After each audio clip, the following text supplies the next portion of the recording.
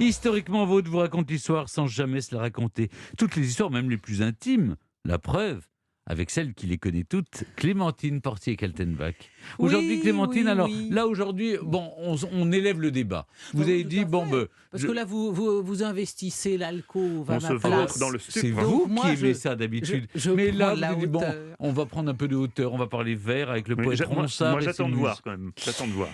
Oui, mais écoutez, pensez-y 5 minutes. Imaginez combien de poèmes amoureux seraient morts dans l'œuf si l'amour la muse qui les inspira était passé à la casserole. C'est le fait que l'effet se recule, plus le désir s'accroît. L'effet disait, se je crois que recule. oui, plus l'effet se Ah, recule. pardon. Oui, vous Vous aviez bien l'orthographiez compris. mal, Stéphane.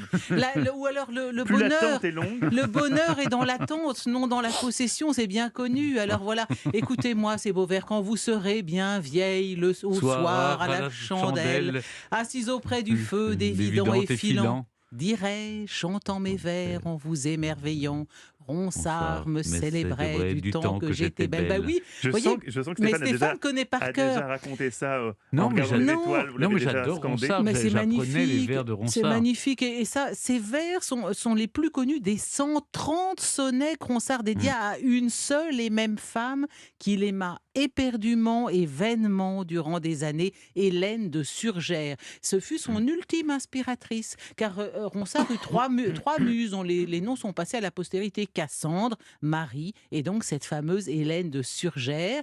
Elle est née le 9 avril 1545 au château de Surgères en Saintonge.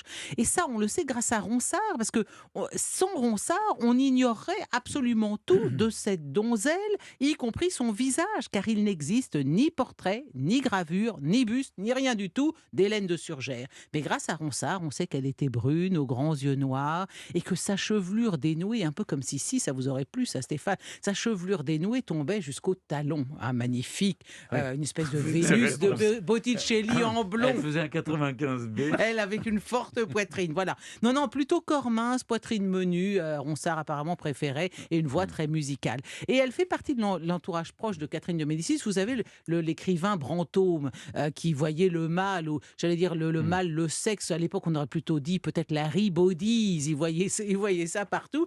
Eh bien, il a beaucoup parlé du fameux escadron volant. Escadron volant des filles de Catherine de Médicis. Alors lui, il disait qu'il y en avait 300. Bon, en fait, c'était pas du tout ça. Il y avait Catherine de Médicis pour l'année 1568. Elle avait une dame d'honneur, 44 dames et 10 filles demoiselles. Donc disons, elle était entourée en permanence d'une 50aine de femmes, certainement pas aussi dépravées que le suggère Brantôme, parce que Brantôme dit que ces femmes, l'escadron volant, en fait, il était fait pour coucher avec les messieurs et recueillir des confidences sur l'oreiller, un genre de Matahari, si vous voulez. Bon, tout ça, c'est pas vrai du tout. Hein, mais il est exact que Catherine de Médicis était entourée d'un essaim de jolies femmes, à commencer par cette Hélène de Surgères. Et Ronsard va en être éperdument amoureux pendant 6 ans, mais il ne parvient pas à s'en faire aimer. Alors, hélas pour l'homme, mais heureusement pour le poète, car cette souffrance amoureuse est évidemment une source d'inspiration majeure. Alors, il essaye une première fois, ça ne fonctionne pas du tout, donc il y a la Saint-Barthélemy, il repart dans ses terres. Bon, quand vous dites il essaye une première, il essaye quoi? il la courtise désespérément, puis ça ne fonctionne pas, puis là-dessus, Saint-Barthélemy, donc il repart dans ses terres, et 2 ans plus tard, alors qu'il a déjà été conduit, il revient à la cour, il retente sa chance. Il l'aime, mais enfin, il a la cinquantaine, la barbe grise, il est un petit peu sourd, donc c'est quand même pas non plus un perdreau de l'année à ce moment-là, Ronsard. Il la courtise à toute heure du jour et de la nuit, il l'emmène se promener aux Tuileries, des promenades en coche autour de Paris, des bals, des fêtes. À l'occasion d'une grande fête aux flambeaux qu'on prise particulièrement sous la Renaissance, les demoiselles d'honneur de la reine incarnent les provinces de France, et elles apparaissent dans des paniers ornés de nuages en carton.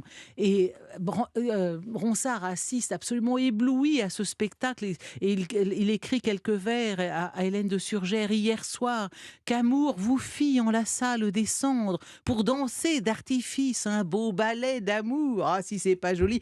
Il est plus amoureux que jamais, il l'appelle ma Vénus, mon amour, ma charité, c'est beau ça, ma brune, c'est très beau. Alors ça, c'est le duc de Brissac qui écrit que quand elle part avec Catherine dans le Midi, comme elle a quand même de l'amitié pour lui, elle n'est pas amoureuse de lui, mais elle y tient, elle lui envoie des oranges, des citrons, enfin toutes sortes de fruits, et lui, il les couvre de baisers avant de les déguster. Est-ce que vous avez déjà fait ça l'un ou l'autre? Jamais. Couvrir je de confesse. baisers les fruits que vous aurez envoyés quelqu'un qui vous aime, c'est Non. beau. Mais les Ouais. petits lus, oui.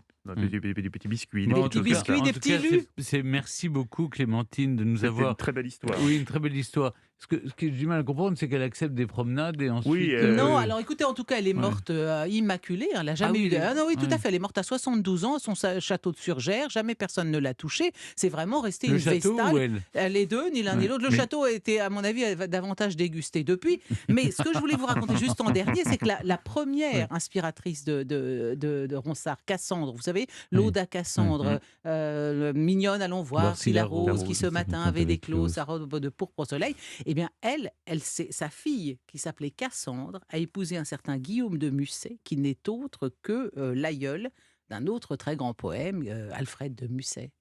C'est une belle histoire de penser à ça quand même. C'est que Oui. l'inspiratrice de Ronsard, mignonne, allons voir sur la rose, a une descendante qui épouse un Musset. Et Un donc peu elle de- est l'aïeule lointaine de un peu Musset. de poésie dans notre spécial sexe, Stéphane. Je dis, ça fait du bien. Merci beaucoup, Clémentine Ah, ça casse, hein, Portier-Kaltenbach. comme dirait. Vous restez